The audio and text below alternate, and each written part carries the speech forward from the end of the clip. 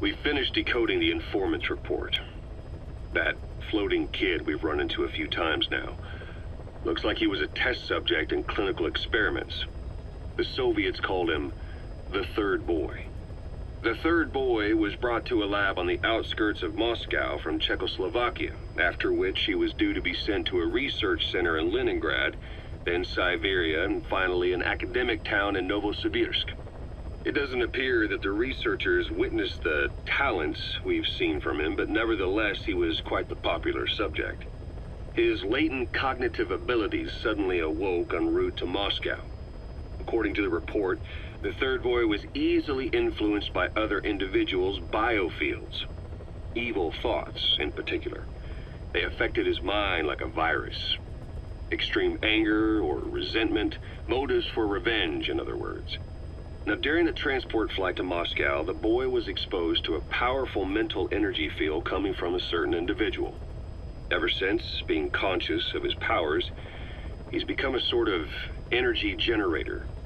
What's unique about him is the way his acute telepathic abilities get taken over by another person's will. The boy began to physically parasitize individuals experiencing extreme anger and codify the host's desires. This includes amplifying the host's natural strengths. Or, in accordance with the host's desires, he can also implant program code in another individual, making them a puppet, essentially.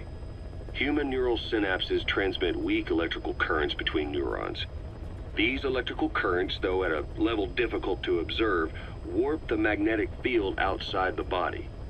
The third boy is able to pick up these weak fluctuations. Contrary to psychotronics, which involves controlling the human mind, his abilities as a receptor are too high. The emotions he picks up from another individual are amplified and unleashed into his body as they recur in his brain.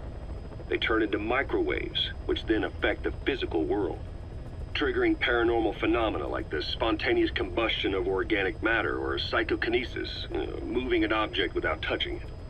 There's one other thing. While he's parasitizing a host, the boy's ego gets shut away, allowing the will of the host to take control of his powers, like some annoying static drowning out your own voice. That means he isn't responsible for what's been happening. Somebody's extreme anger has manifested through the third boy's powers in ways none of us could have predicted, which would mean this was going on somewhere around us.